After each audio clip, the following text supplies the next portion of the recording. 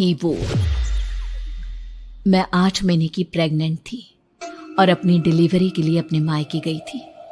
माँ ने मुझे फोन पर बताया, घर के पीछे की तरफ जो खाली जमीन थी ना, वहां पर एक नया कमरा बनवा लिया है। इतने सालों के बाद जैसे ही अपने घर में कदम रखा, कुछ अलग सा लगा।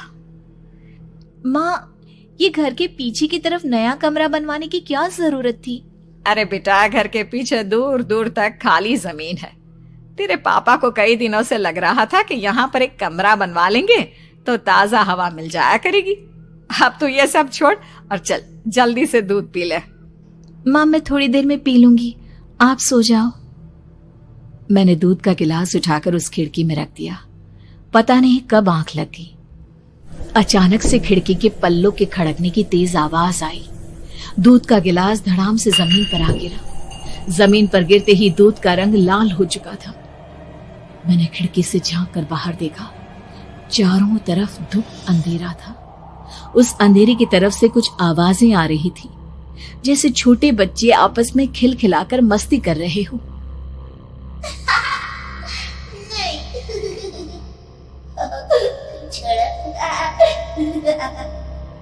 इतनी रात को इतने घनघोर अंधेरे में बच्चों की आवाज कैसे आ रही है? घड़ी में वक्त देखा तो ठीक 12 बजे थे। देखकर मैं सन्न रह गई। बुरी आत्माओं और भूतों की कई कहानियां मैं सुन चुकी थी। वक्त भी कुछ ऐसा ही था। ऊपर से मैं प्रेग्नेंट। सुना था कि ऐसे वक्त में अक्सर बुरी आत्माएं औरतों का पीछा करती है, तो क्या मेरे पीछे भी?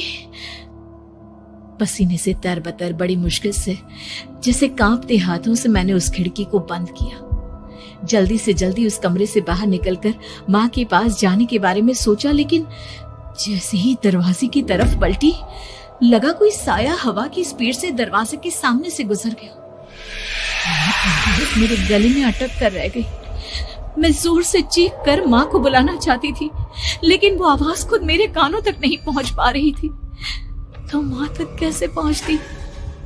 खिड़की के पल्ले एक बार फिर तेज हवा के झोंके से धड़ाम करके खुल गया और पूरी ताकत से मैं चीख पड़ी। जानती थी मेरी चीख की आवाज सुनकर कुछ ही सेकंड में माँ वहां पहुंच जाएगी, लेकिन ऐसा कुछ हुआ ही नहीं। मेरा कलेजा डर के मारे फटा जा रहा था। आखिर माँ ने मेरी आवाज क्यों नहीं सुनी? इतनी गहरी नींद में तो माँ कभी नहीं सोती। ठीक पीछे खुली हुई वो खिड़की। मुझ में इतनी ताकत नहीं बची थी कि मैं पलटकर उस तरफ देख भी सकूं।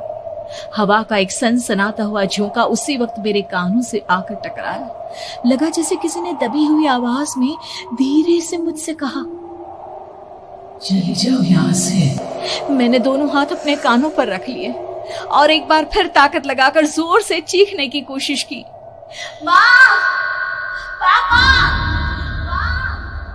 मेरी आवाज उस कमरे की दीवारों से टकराकर वापस मुझे ही सुनाई दे रही थी। जितनी ताकत के साथ मैंने चीखने की कोशिश की थी, कुछ ही देर बाद उससे कहीं ज्यादा तेज और दर्दनाक चीख मुझे सुनाई देने लगी। ये आवाज ठीक मेरे पीछे खिड़की से आ रही थी। वो आवाज मेरे कानों में पिघलते हुए लोहे की तरह गिर रही थी। उन आवाजों में हैवानियत थी। वो आवाजें किसी इंसान की नहीं है, इतना मैं समझ चुकी थी। कांप रहे हाथों से मैंने अंधेरे में कुछ ढूंढने की कोशिश की। तभी अचानक मेरा हाथ बेड पर रखी टॉर्च पर पड़ा।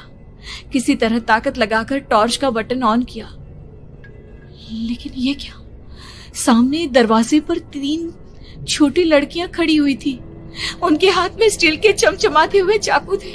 मैं घबराकर लड़खड़ाई और पीछे की तरफ हटी, लेकिन तब तक वो मेरे पास आ चुकी थी। उनकी गर्दन टेढ़ी थी और उनके हाथों के वो चाकू मेरे पेट को निशाना बनाने को तैयार। मैं जोर से चीखी, नहीं, छोड़ दो मेरे बच्चे को, मत मारो, मत मारो, छोड़ दो मेरे बच्चे को। सोनाली, क्या हुआ बेटा? तू इतनी डरी हुई क्यों है? उठ बेटा, क्या हुआ? हड़बड़ाकर मैंने अपनी आंखें खोली। देखा तो दिन निकल आया था। माँ मुझे जगा रही थी। मेरा चेहरा पूरा पसीने से लथपथ था। क्या हुआ बेटा, तुमने कोई बुरा सपना देखा क्या? मैं अभी तक अपने पूरे होश में नहीं थी। वो मेरे बच्चे को मार देगी माँ। वो लड़की मेरे बच्चे को। मैंने घबराकर अपने पेट को छुआ। सब कुछ ठीक था। और वो दूध जो रात को यहाँ पर गिर गया था, उसका रंग लाल हो गया था। माँ ने हंसते हुए दूध का गिलास मुझे दिखाया। तुमने दूध पिया ही नहीं, पूरा का पूरा ऐसे ही रखा हुआ है। तुमसे कहा था ना सोनाली, सेहत के लिए लापरवाही ठीक नहीं बेटा। लेकिन मैंने तो सब कुछ अपनी खुली आंखों से देखा था। ये सपना कैसे हो सकता है?